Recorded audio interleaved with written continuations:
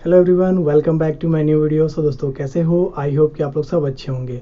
तो I hope कि आप लोग सारा जो है अपना अपना एडमिट कार्ड जो है मेडिकल का वो डाउनलोड कर लिए होंगे। जिनका नहीं हो रहा है थोड़ा सा वेट कर लो। सीआरपीएफ का वेबसाइट थोड़ा डाउन चल रहा है, आराम से एडमिट कार्ड को डाउनलोड कर लेना।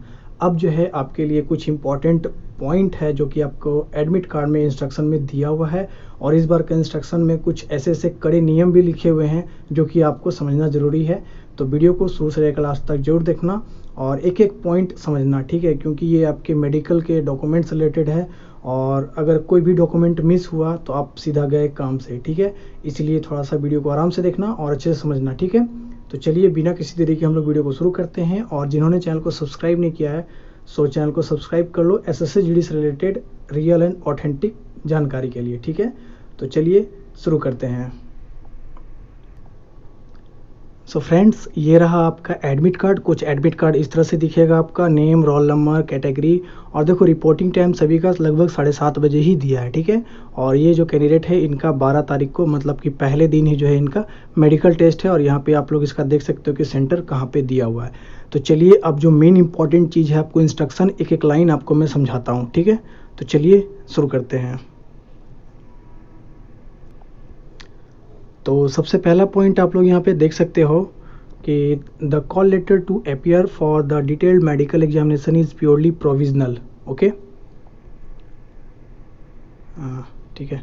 चलो सेकंड नंबर पॉइंट में ये लिखा हुआ है कि अगर यहाँ पे परीक्षार्थी विज्ञापित में प्रकाशित अभ्यर्थियों के लिए जारी महत्वपूर्ण निर्देश के अनुसार विस्तृत मतलब कि चिकित्सा जांच हेतु पत्र उम्मीदवार को चिकित्सा जांच के समय संबंधित मूल प्रमाण पत्र एवं दस्तावेज के साथ जांच हेतु उपस्थित होना अनिवार्य है। मतलब अपने पूरे डॉक्यूमेंट, ओरिजिनल डॉक्यूमेंट के साथ वहाँ पे जाना है, ठीक है?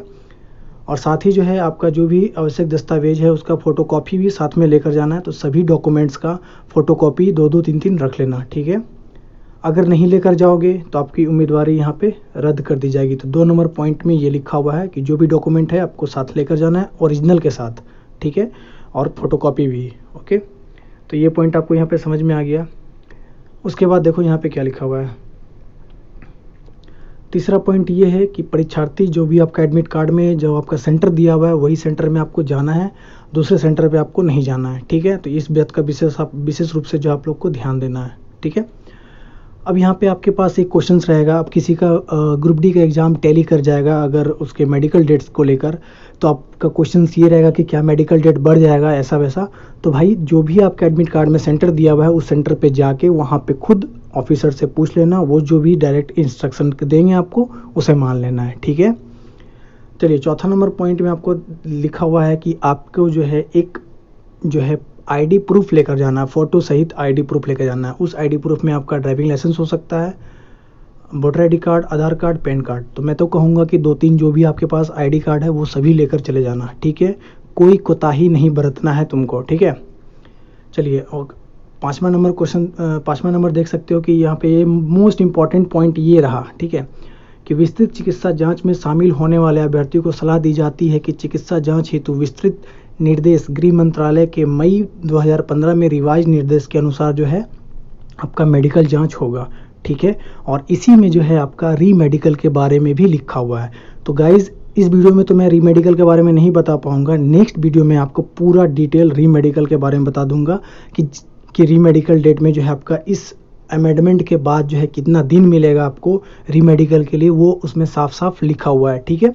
तो इस पॉइंट को हम लोग नेक्स्ट वीडियो में डिस्कस करेंगे आराम से। चलो आगे चलते हैं।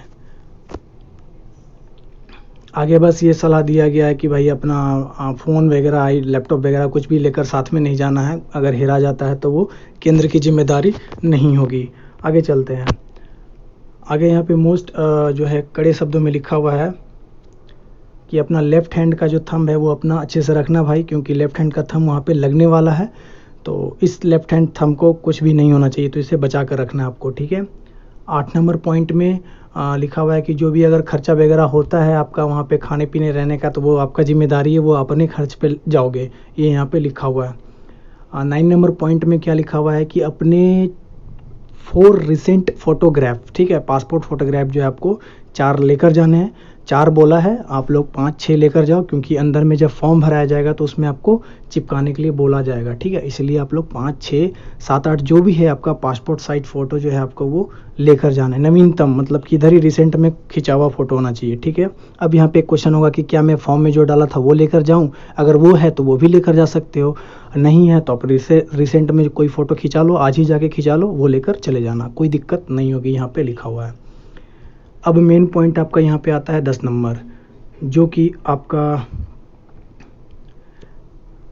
डॉक्यूमेंट से रिलेटेड है। तो इस पॉइंट को आराम से एक-एक पॉइंट को ध्यान से सुनना। फर्स्ट में लिखा हुआ है भाई कि अपना मैट्रिकुलेशन का जो सेकेंडरी एग्जामिनेशन सर्टिफिकेट है वो लेकर जाना है। अब मैट्रिकुलेशन एग्जामिनेशन सर्टिफिकेट में आपके पास जो भी है, एडमिट कार्ड है, मार्कशीट है, आपका पासिंग आउट सर्टिफिकेट है, वो सभी लेकर आपको वहाँ पे जाने हैं, ठीक है। दूसरा जो है आपका डोमिसाइल सर्टिफिकेट या फिर परमानेंट रेसिडेंसी सर्टिफिकेट चाहिए, वो भी एक कॉम्पिटेंट अथॉरिटी के साइन के अनुसार, ठीक है। जो भी आपका देखो सीओ लेवल वाला नहीं चलेगा, यहाँ पे डिस्ट्रिक्ट में जो है आपका एसडीओ वाला चलेगा या फिर डीएम वाला चलेगा, ठीक है। तो एसडीओ वाला भी अगर साइन है आपका डॉक्यूमेंट में तो कोई दिक्कत नहीं है, वो चल जाएगा, ठीक है। इसलिए यहाँ पे लिखा हुआ है कास्ट सर्टिफिकेट, जिसको आरक्षण चाहिए, जिसको आयु छूट चाहिए, जो भी आप लोग फॉर्म में भरे होंगे आयु छूट में यस, या फिर आरक्षण आप कैटेगरी का आरक्षण ले रहे हो, चाहे ओबीसी हो, चाहे एससी एसटी ईडब्ल्यूएस हो, तो भैया आपको ये सर्टिफिकेट चाहिए, ठीक है। और वैसा सर्टिफिकेट जो कि आपका एसएससी के नोटिफिकेशन में आपका जो नोटिस में जो दिया हुआ था सर्टिफिकेट का सेंट्रल फॉर्मेट, वही सर्टिफिकेट आपको चाहिए इसमें, ठीक है। बात करेंगे चौथे नंबर पॉइंट की, तो यहाँ पे गाइज आपको ईडब्ल्यूएस वाला सर्टिफिकेट चाहिए, ठीक है। जो भी आप लोग ईडब्ल्यूएस क्लेम कर रहे हो तो ईडब्ल्यूएस का सर्टिफिकेट यहाँ पे आपके पास होना ज़रूरी है, ठीक है। एंड उसके बाद जो है यहाँ पे ये हाइट रिलैक्सेशन है, चेस्ट रिलैक्सेशन है। तो ये भाई हिली एरिया के जो कैंडिडेट आते हैं, जैसे आपका आसाम वगैरह हो गया, अरुणाचल प्रदेश वगैरह हो गया, तो उधर के कैंडिडेट ये सब हाइट और चेस्ट में रिलैक्सेशन लेते हैं। तो भैया उसका भी नोटिस में दिया हुआ है, वो भी सर्टिफिकेट आपको लेकर जाना है, जो लोग छूट चाहते हैं, ठीक है। आगे चलते हैं। आगे जो है ये आपके लिए नहीं है, ये आपके लिए जो है नहीं है, जो कि दंगा पीड़ित वगैरह है, ये आपके लिए नहीं है। और ये पाकिस्तानी रिफ्यूजी के लिए, ये भी आपके लिए नहीं है। और यहाँ पे आप लोग देख सकते हो कार्यरत रक्षा कर्मी, ये भी आपके लिए नहीं है, ये आपके एक्स सर्विसमैन के लिए है, ठीक है। और यहाँ पे ये देख सकते हो 11 नंबर पॉइंट दिया हुआ है कि जो भी जांच के दौरान अगर कोई दुर्घटना आपके साथ हो जाती है तो उसका जिम्मेदारी सीआरपीएफ नहीं लेगा, ठीक है। जैसा आपको फिजिकल में ही बोलता है कि अगर फिजिकल में आप चोट घाट लग जाए, चाहे कुछ भी हो जाए, उसकी जिम्मेदारी आपकी होगी, वही सेम कंडीशन यहाँ पे दिया हुआ है। अब मेन पॉइंट आता है आपका ये 13 नंबर, बहुत ही मोस्ट इंपॉर्टेंट पॉइंट है भाई मेरे, और ख़ासकर ओबीसी वाले के लिए, ठीक है। तो चलो सुनते हैं। जो भी अभ्यर्थी, जो भी कैंडिडेट आरक्षित रिक्तियों के लिए विचार किए हैं, इच्छुक है अथवा आयु में छूट लेना चाहते हैं, तो वो जो है जो आपका डॉक्यूमेंट होगा एकदम करेक्ट होना चाहिए, ओरिजिनल होना चाहिए, और एक रेपुटेटेड जो आपका अधिकारी जिसमें आपको मेंशन किया हुआ है एसडीओ हो, डीएम हो, उसका सिग्नेचर होना ज़रूरी है, ठीक है। चाहे आप ऑनलाइन बनवाए हो, चाहे आप ऑफलाइन बनवाए हो, ठीक है, इसका एकदम होना ज़रूरी है। अगर नहीं, यहाँ पे लिखा हुआ अन्यथा अगर नहीं पाया जाता है आपका वो एससी एसटी ओबीसी और ईडब्ल्यूएस, तो नहीं किया जाएगा और उनकी अभ्यर्थी आवेदन को सामान्य श्रेणी के अंतर्गत माना जाएगा। अगर सही नहीं है तो आपका जो है वो जनरल कैंडिडेट मान लिया जाएगा आपको, यहाँ पे ये बात लिखा हुआ है। और इस प्रमाण पत्र के प्रारूप विज्ञापित में प्रकाशित किए गए अन्य पिछड़ा वर्ग के लिए जो है, यहाँ पे देखो ओबीसी के लिए इंपॉर्टेंट पॉइंट यहाँ पे लिखा हुआ है। सो यहाँ पे देखो ओबीसी के लिए यहाँ पे एक मोस्ट इम्पॉर्टेंट लाइन लिखा हुआ है कि अन्य पिछड़ा वर्ग के लिए आरक्षण के लिए आधार पर नियुक्त की गई मांग कर रहे व्यक्ति को आवश्यक सुनिश्चित करना चाहिए कि उनके पास जो जाति समुदाय का प्रमाण पत्र है तथा वह निर्णायक तिथि को क्रीमी लेयर में नहीं आता या नहीं आनी चाहिए।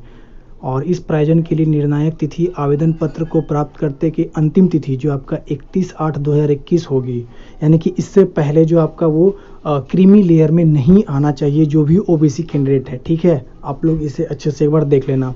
और यहाँ पर क्रूशियल डेट आपका 31/8/2021 दिया हुआ है भाई मेरे, तो ओबीसी कैंडिडेट वाले ये बात इस बात को ध्यान से रखना, ठीक है। और अभ्यर्थी ये भी नोट कर ले कि उपयुक्त के संबंध में अभ्यर्थी तब तक अस्थायी रहेगी जब तक कि उसका अच्छे से जांच ना हो। जो भी आप सर्टिफिकेट जमा करोगे ओबीसी, एससी, एसटी, डब्ल्यूएस, वो मतलब कि क्या बोलते हैं उसको, एक अधिकारी जो है आपका, पदाधिकारी के द्वारा जो है आपका वो मतलब कि जांच किया जाएगा कि ये मतलब कि ओरिजिनल कैंडिडेट है या फिर नहीं। ठीक है, जो भी आपका डॉक्यूमेंट है या नहीं, तब तक जो है आपको वो प्रोविजनल में रखा जाएगा। ठीक है, और ये ओबीसी के लिए यहाँ पे दे दिया है भाई मेरे कि क्रीमी लेयर में नहीं आना चाहिए 31/8/2021 से पहले। ठीक है, ये आपका क्रूशियल डेट यहाँ पे दिया हुआ है। तो ये चीज़ आपका 13 नंबर पॉइंट में दिया हुआ है। 14 नंबर पॉइंट में अभ्यर्थी को चेतावनी दी जाती है कि अगर आप एससी, एसटी, ओबीसी, डब्ल्यूएस जो है का दावा फर्जीवाड़े दस्तावेज के साथ करते हो तो आपकी उम्मीदवारी रद्द कर दी जाएगी। तो ये गलत काम बिल्कुल भी नहीं करना है आपको। तो ये सारा इंस्ट्रक्शन आपको यहाँ पे दिया हुआ है। ठीक है, और मोस्ट एक इम्पॉर्टेंट पॉइंट यहाँ पे आपका दिया हुआ है 15 नंबर में कि अभ्यर्थी जो भी डॉक्यूमेंट मेडिकल में जाओगे तो कुछ भी ऐसा नशीला पदार्थ वगैरह कुछ भी नहीं खाना है। ठीक है, यहाँ पे साफ साफ लिखा हुआ है कोई भी औषधि का जो है सेवन नहीं करना है।